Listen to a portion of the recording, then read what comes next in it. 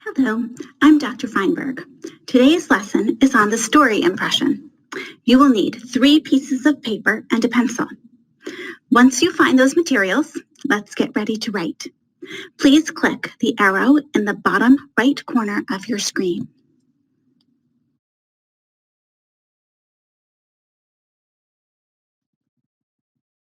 A story impression is a list of words that have to do with what happens in the story. And it starts at the top with things that start at the beginning of the story and then goes through in sequence to the things that happened at the end of the story. But it doesn't give you all the details about the story. So let's take a look at this story impression. And in your mind, I want you thinking, what could this story be? So we have a little girl to grandma's house, in woods, meets wolf, grandma in bed, wolf arrives, little girl arrives. Did you figure out what story it is?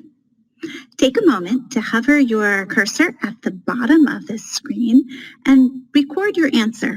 Tell me, which story does this story impression go with?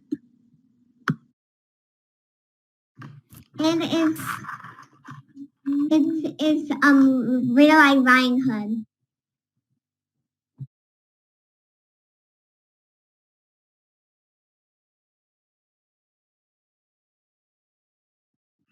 Did you guess Little Red Riding Hood? You were correct if you did. So I wrote a paragraph here, and I used the clues in the story impression. I underlined them, and I put them in the order that they occurred from top to bottom. And I filled in all the words and the details of what that story of Little Red Riding Hood might be. Take a moment and read my paragraph, noting those underlined words that come from our story impression. When you're ready, go on to the next slide.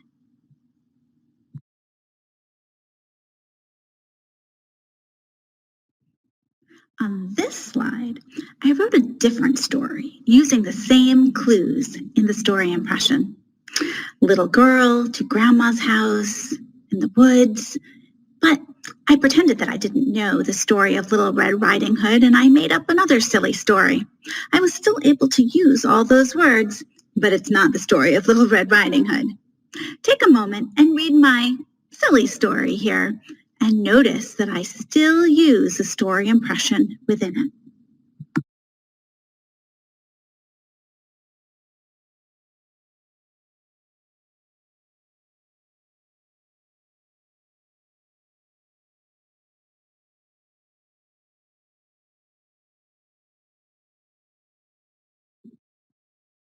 Okay, here's one more example of a story impression.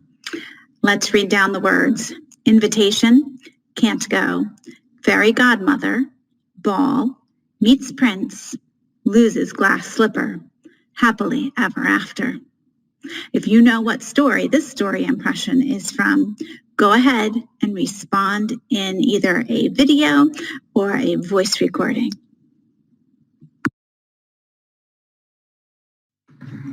It's Cinderella.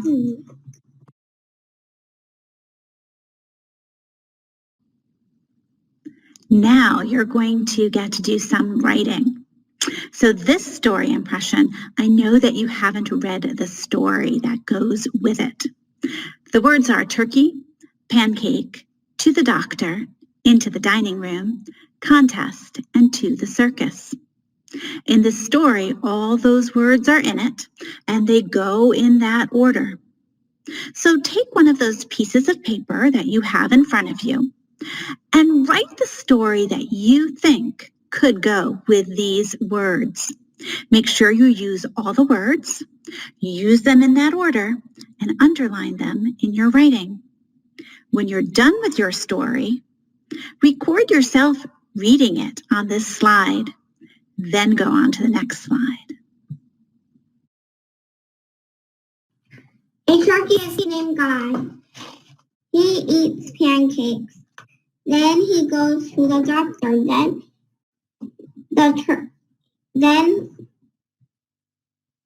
Guy goes to the dining room to rest. Then he wins a contest. Then he goes to the circus.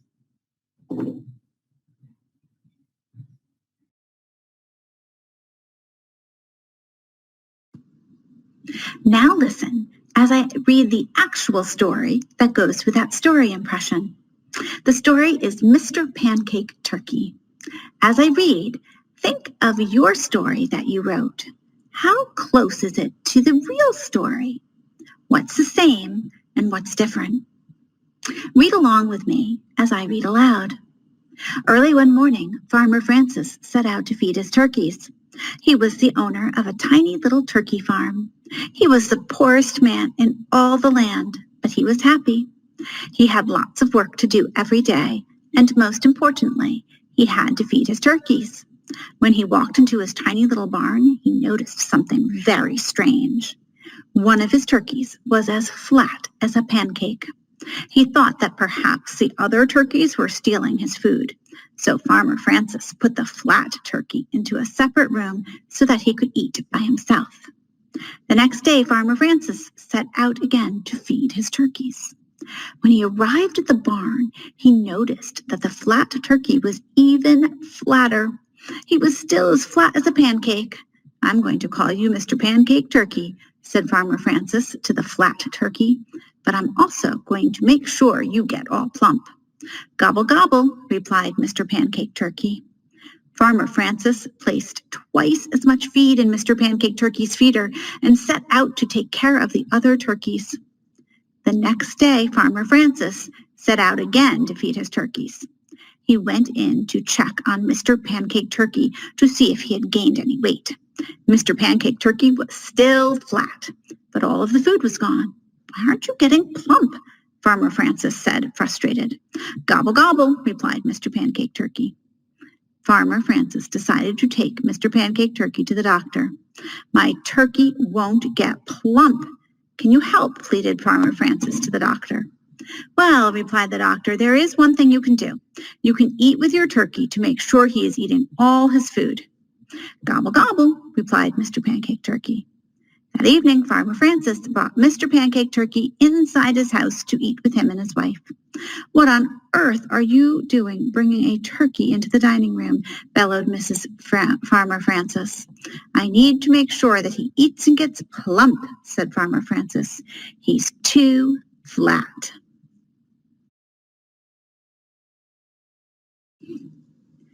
"He looks as flat as a pancake," said Mrs. Farmer Francis.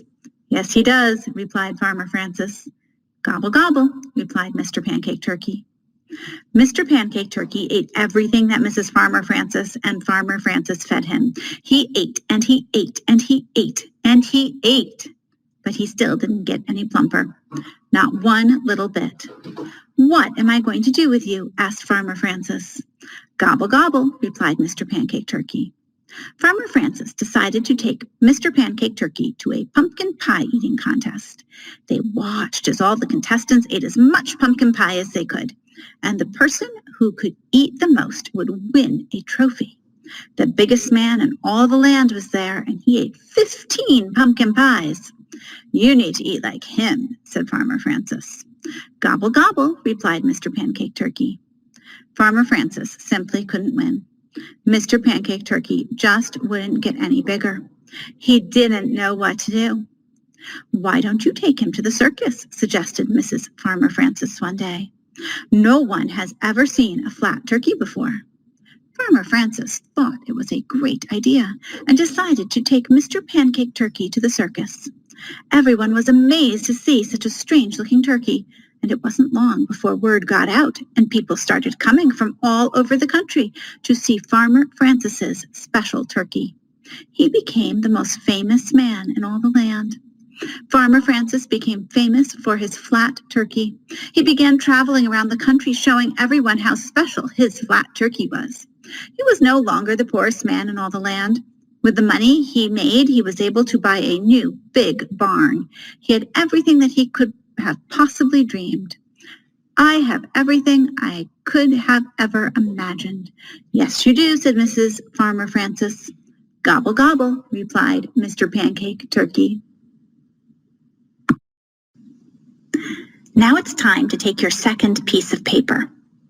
Please draw 2 circles, just like the ones that you see here on the screen. We're going to make a Venn diagram to compare your story and the story Mr. Pancake Turkey. Make sure you label them just like this. Your story will be on the left, Mr. Pancake Turkey will be on the right, and then in the middle where our circles overlap, we will talk about things that they both have in common. Go ahead and draw your Venn diagram now. When you're done, you can fill it in.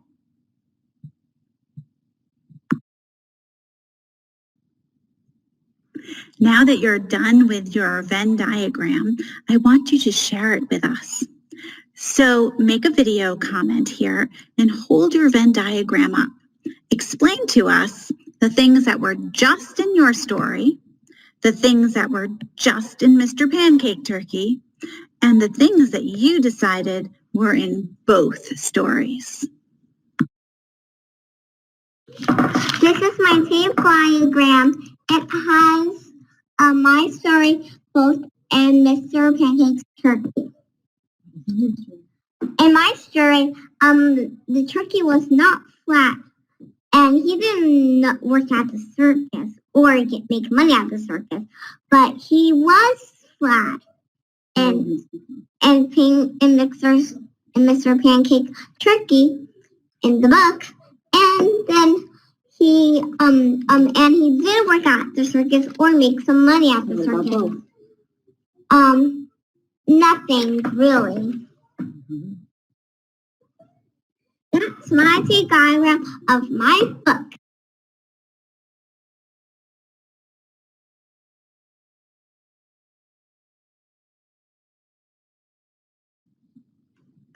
Thank you so much for sharing that with us. To end today's lesson, you have the opportunity to listen to yet another turkey story. This story is about a turkey that is plenty plump that also does not get eaten for Thanksgiving. Not this turkey. Sit back, relax, and enjoy the story. To begin hearing the story, click the icon of the movie camera at the left side of your screen. Not this turkey. When I was still a baby, my family moved to the United States. We lived in a tenement house on 33 Debevois Street in Williamsburg. Me, Mama, and Papa, and then my little brother David, who was born in America. Every morning after Papa walked me to school, he would take the train to Mr. Deutsch's pocketbook factory on the Lower East Side. He said that when the subway crossed over the Williamsburg Bridge, he could see all the way to the Empire State Building. Papa said he sometimes missed Germany, but he also liked figuring out how things were done in America.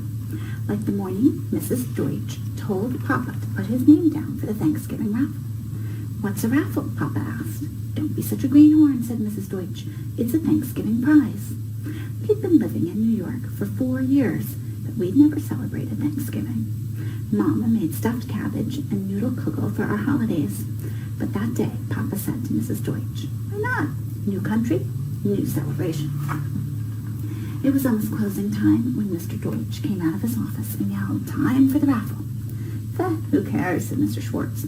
"That cheapskate Deutsch is probably giving away a sack of potatoes." But Papa had a funny feeling in the pit of his stomach, like the way he felt when we got our visas to come to America. Mr. Deutsch put his hand to the cardboard box and pulled out a piece of paper. "And the winner is," announced Mr. Deutsch, "Baruch Silberklein." Everyone clapped. Papa couldn't believe it. He'd won. "Mazel tov, Mr. Silberklein," said Mr. Deutsch. "You can celebrate Thanksgiving this year." Mrs. Deutsch came out of her office lugging a huge turkey behind her. "Here you go, Silberklein," said Mr. Deutsch. "Your very own turkey." Papa looked at the turkey. It was bigger than any chicken Mama had ever made. "How will you get it home?" asked Mr. Schwartz. "The J train," Papa sighed. "How else?"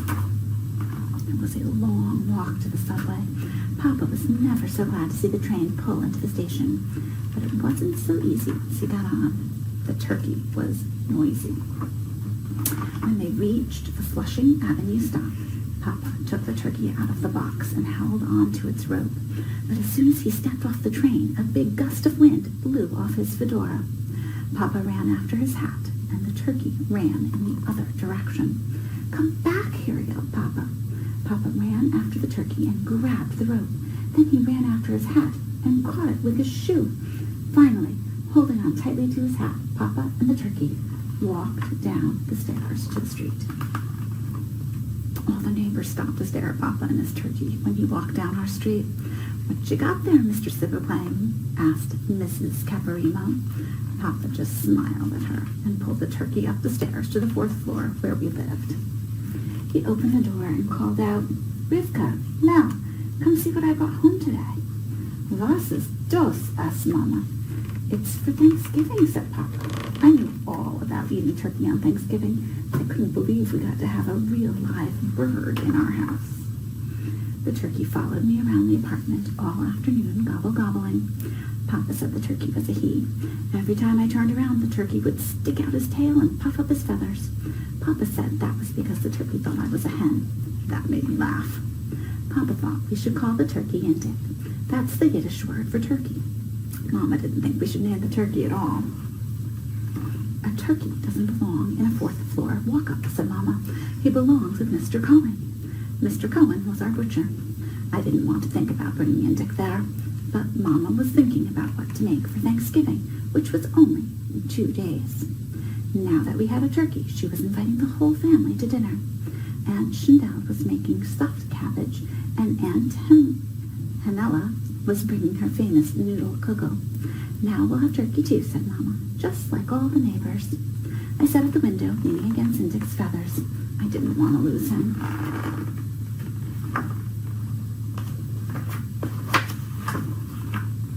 The next morning, Papa said we had to bring Indik over to Mr. Cohen's shop before school. Papa held on tight to Indik's rope, and I held on to Papa's other hand. I kept hoping Indik would run away down Wall Street, just like he had on the subway platform. But he stayed with Papa all the way to Mr. Cohen's butcher shop. "Where'd you get that bird?" asked Mr. Cohen. "He must weigh at least 30 pounds. "I want him at the brothel at work," said Papa. "He's our first Thanksgiving dinner." I looked at Indik to see if he was listening. I wanted him to know that if we cooked him for dinner, I wasn't going to eat him. Then I held my breath, waiting to see what Mr. Cohen would say. "Not this turkey," said Mr. Cohen with a big laugh. "He's too old. He'll be too tough to eat." What a relief, I thought. "Let him stay here with me and eat all the scraps in the yard," he said. "But what will we eat for Thanksgiving dinner?" asked Papa. "Mama already invited the whole family over." "Stick with the side dishes," said Mr. Cohen. "They're the best part of the holiday." I ran home after school to tell Mama we wouldn't be having Indik for Thanksgiving dinner. "But what will we serve?" she asked. "We can't just have kugel and stuffed cabbage. That's not what Americans eat." "Yes, we can," I told Mama. "Mrs. Caporimo says it's important to serve foods from the old country. She said she's making lasagna, and I bet Mrs. Murphy is making Irish soda bread." "That's their tradition," said Mama. She stopped to think for a moment. "But I guess it makes sense. It's our first Thanksgiving, so we'll make the foods that feel special to us." On Thanksgiving Day, Uncle Moshe and Aunt Shandell and Aunt Hanella and Uncle Max and Pearl and Joey and Luna and Sam all came over. We sat down at the table, which was really the kitchen table and the sewing machine pushed together and covered with Mama's best white tablecloth. Mama brought out a big noodle kugel, and Aunt Shandell carried in the stuffed cabbage. "Who needs turkey?" said Papa, and we all laughed.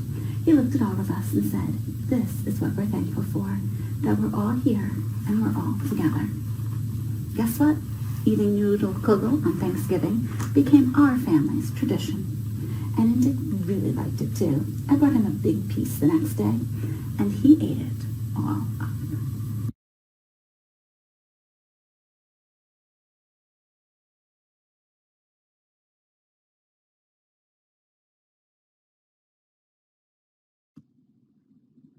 Hi, you're still here. Great. So now you have 3 turkey stories that we could talk about. Take your third piece of paper and draw a fancy Venn diagram like this one. 3 circles overlapping. And label them so that they match what's on the screen.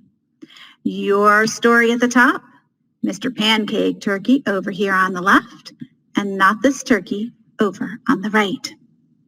Go ahead, pause for a moment and do that. When you're ready, unpause me. Okay, so you have your Venn diagram set up.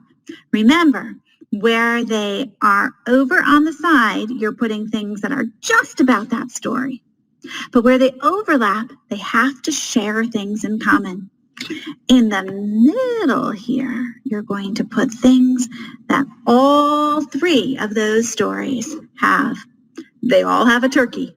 So right now you should take your pencil and you should write turkey right there in the middle. Go ahead, fill in your Venn diagram. When you're done with your Venn diagram, you can respond to this slide by making a video. Hold up your Venn diagram and tell us what was different in these three stories and what did you find that was the same?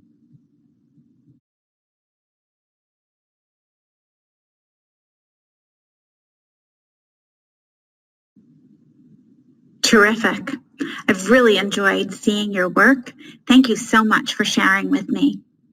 Before we go, I have a video clip from the author of Mr. Pancake Turkey. This version of the book is a little bit different than the version you read. So take a moment, no writing right now, just listen and enjoy, and then have a great day. Hello, my name is Chris Francis, and I am the author of the book Mr. Pancake Turkey. Now, I'm from Canada, but I hear in the United States that you are having your Thanksgiving really soon. Early one morning, Farmer Francis set out to feed his turkeys. When he walked into his tiny old barn, he noticed something very strange. One of his turkeys was as thin as a pancake. "I should call you Mr. Pancake Turkey," announced Farmer Francis, "but I also need you nice and ready and plump for Thanksgiving." "Gobble, gobble," replied Mr. Pancake Turkey. Farmer Francis decided to give Mr. Pancake Turkey more food than usual and check on him again in the morning. "See you tomorrow," said Farmer Francis. "Eat all of your food." "Gobble, gobble," replied Mr. Pancake Turkey.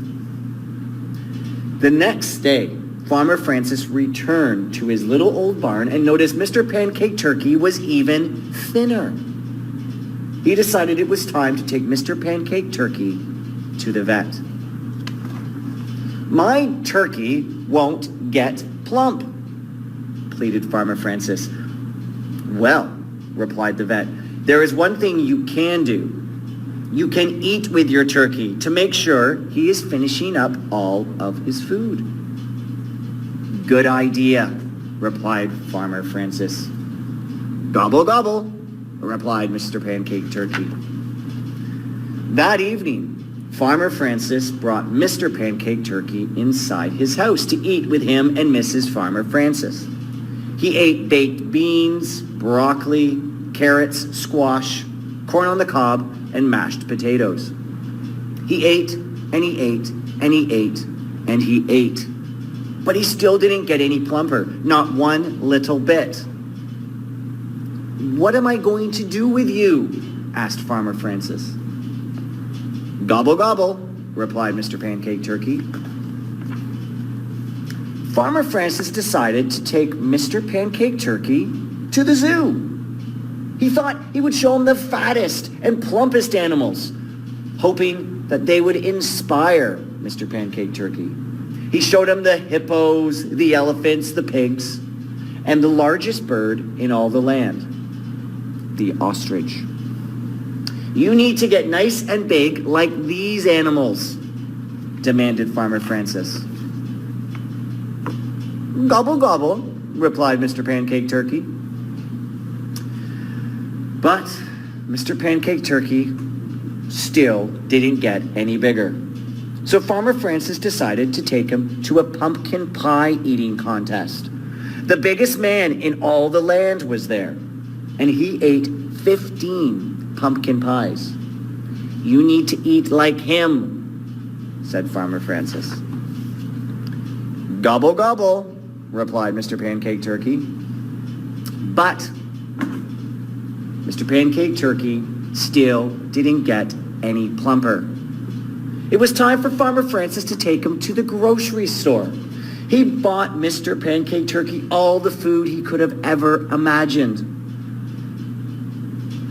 Farmer Francis bought fruit, vegetables, pasta, breads, milk, and ice cream. You have all the food in the world to choose from. Now eat, said Farmer Francis. Gobble, gobble, replied Mr. Pancake Turkey. But Mr. Pancake Turkey still didn't plump up.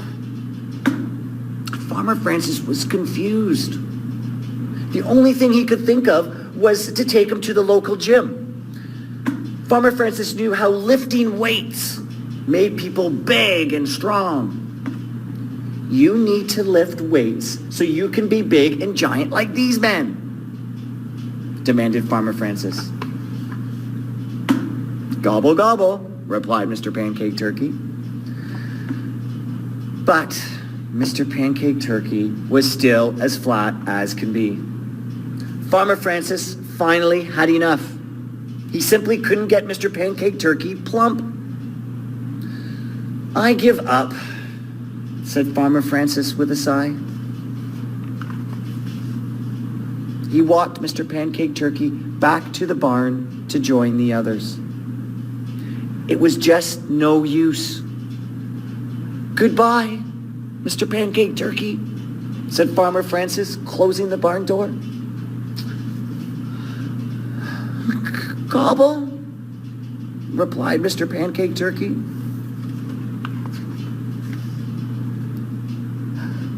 Gobble, whimpered Mr. Pancake Turkey. Gobble, stuttered Mr. Pancake Turkey. One evening, Farmer Francis was eating dinner with Mrs. Farmer Francis when he heard a strange sound coming from the barn. Gobble, gobble, gobble, gobble, gobble, gobble, gobble. Farmer Francis ran to the barn to find Mr. Pancake Turkey sobbing. He picked him up and took him straight back to the vet. Mr. Pancake Turkey is sick, cried Farmer Francis. What am I to do? The vet looked at Farmer Francis and smiled. He's not sick. He's sad. He is? Asked Farmer Francis. Gobble, gobble, replied Mr. Pancake Turkey. It was right then and there that Farmer Francis realized what he had done. While he was trying to turn Mr. Pancake Turkey into something he was not, he ended up making a new friend. And his friend missed him dearly. So instead of having plump turkey for dinner that Thanksgiving, Farmer Francis decided to have all the turkeys over for a Thanksgiving feast. This is the best Thanksgiving ever, sang Farmer Francis. Yes, it is, said Mrs. Farmer Francis. Gobble, gobble, replied Mr. Pancake Turkey. The end. I hope you enjoyed reading Mr. Pancake Turkey, and I hope you have an amazing Thanksgiving. Bye for now.